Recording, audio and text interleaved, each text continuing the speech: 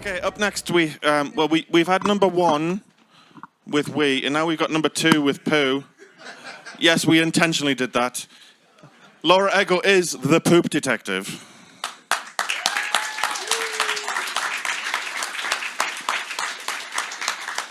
Now, if there's any fact checkers here today, I'm not actually a poo detective. I'm a biomedical scientist that sometimes works with poo. But I came across the term poop detective when I was reading my daughter Ivy, the fantastic book, Poo in the Zoo, The Great Poo Mystery, where, of course, the hero is a poop detective. Yes, we don't really read fairy stories in our house, no matter how much Ivy begs me. So I work in Glasgow Royal Infirmary. That's me in the box there. This is a large microbiology lab where we process tens of thousands of samples every year. Sample types include urines, lots of swab samples such as wounds, eyes, ears, nose, every orifice you can possibly imagine we swab, even buttholes. And we also have we process what we call precious samples. Now, these are samples that are difficult to obtain or to repeat, such as tissue samples or lumbar punctures. And then, of course, we have stool samples, or, if I'm going to use the correct Scottish nomenclature, jobbies. So what do we do with all these samples? We're looking for bacterial pathogens. Now, pathogens are bacteria that shouldn't be there and they're causing trouble. Now, some samples should contain no bacteria. They should be sterile, such as the precious sample. In that case, any bacteria isolated is a potential pathogen. Other swabs, they'll contain background bacteria, the bacteria that grows on our skin. We just ignore that. We're looking for pathogens. And then we have the dirty little turds. Now, 1 gram of poo contains up to 1 trillion bacteria. So how on earth are we going to isolate a single pathogen? When we're processing these samples, we're trying to isolate the target organisms, the pathogens, and suppress the normal bacteria flora. To do this, we use agar plates. Now, these are plastic disposable petri dishes that contain gel for the bacteria to grow on. We use a lot of different types of agar plates depending on what type of organisms we're looking for, what type of sample it is. We have 3 main types of agar plates. We've got nutrient agar, we've got selective agar, and we have differential agar. Nutrient agar contains additives that actively encourages the growth of potentially fastidious, fussy organisms. Potentially they're in very small numbers. We use selective agar on dirtier samples. These contain components such as antibiotics that suppresses some bacteria while actively encouraging the growth of other bacteria. And then we have differential agar. Differential agar, it takes advantage of biochemical components of some of the target organisms, resulting in a colour change when these organisms grow. Differential agar can also be used to make some awesome artwork. This is from the American Society of Microbiology's annual agar art competition. Now, agar plates can be both differential and selective, which is really important when we're trying to isolate potential poopy pathogens, to separate the goodies from the baddies. So, why do we look at stool samples? We look at stool samples when there's potential infective gastroenteritis. This is when the patient has a bad case of the runs with potential vomiting, usually as a result of the consumption of infected food or drink. Now, I cannot do this presentation without paying homage to the Bristol stool chart.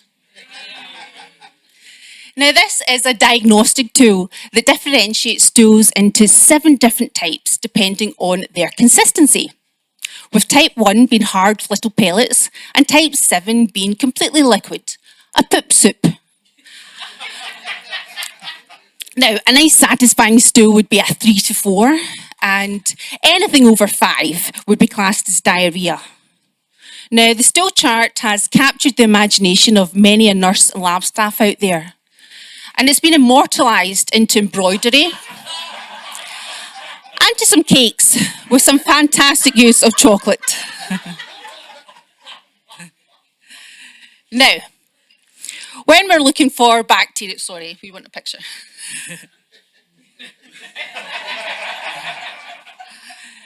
Now, to carry out our investigations to find our potential poopy perpetrators, we go to the interrogation room, the enteric section. Now, this is where shit goes down. Now, we can't possibly look for all the potential causes of infective gastroenteritis, so we concentrate on the 4 main suspects. We've got Campylobacter, Salmonella, Shigella, and E. coli 0157. Now, this isn't to be confused with the normal E. coli that lives in our gut and kindly produces us vitamin K in exchange for room and board. No, I'm talking about its evil toxin-producing twin, twisted serial killer, Jack the Shitter. Now, Scotland holds the dubious record for one of the worst outbreaks of 0157 from a butcher shop in Wishaw. In 1996, 21 people died and 100 more were affected. Still, probably not the worst food you can get in Scotland. So, now, to process these samples, we use a type 2 safety cabinet. We don't use this for health and safety reasons, but it means we don't have to smell the sample as we're opening it.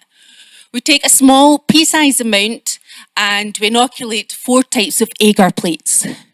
If you're particularly unlucky, a build-up of gas can cause a volcanic-like eruption when you open the container, like Pompu.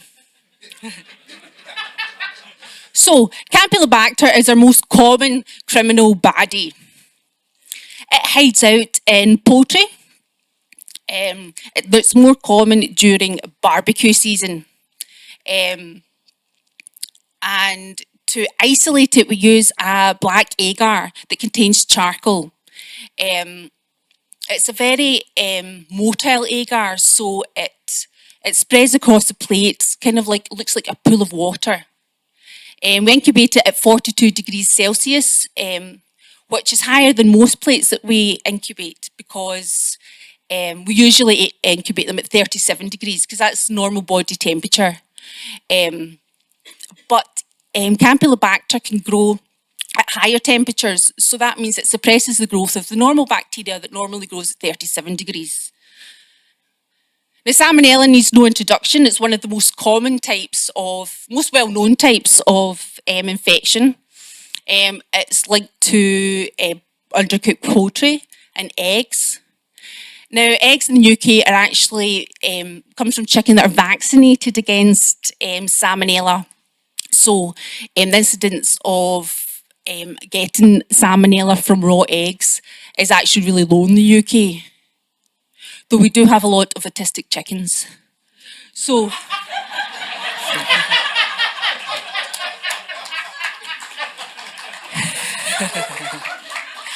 now, we use selective agar so the bacteria grows a nice purple colour.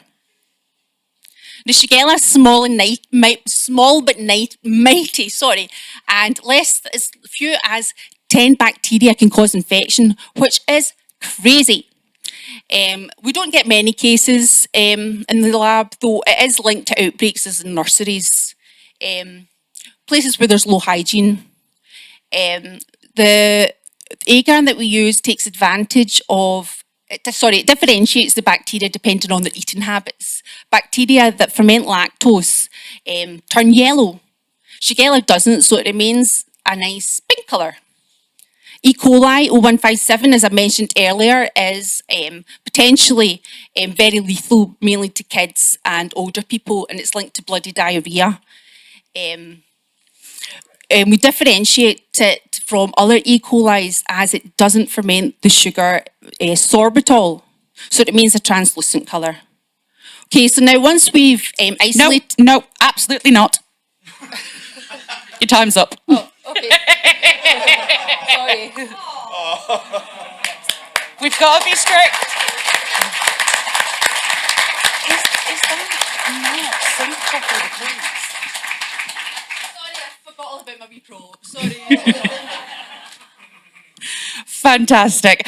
Okay, so we have our first question of the day from Igor. And he asks, how fresh the product needs to be for your detective abilities to work? Can you get something interesting from older, not quite corporalites? Yeah, I mean, obviously it's ideal to have fresher samples, the better, so there's not, they don't grow wild. But yeah, we don't reject samples no matter how old they are, but they might not be as likely to isolate our targets because they're overgrown by the normal gut flora. We're less likely to see them. Lovely. And our next question is anonymous. They ask, how do you end up getting into this line of work? Were you always passionate about poo? Yes. Yeah, I'm one of these people that I've never outgrown my love of poo. I actively encourage it on my daughter. I'm like, oh, Ivy, look at this. Oh. And she's like, go away, Mummy. I just want to play with my dolls.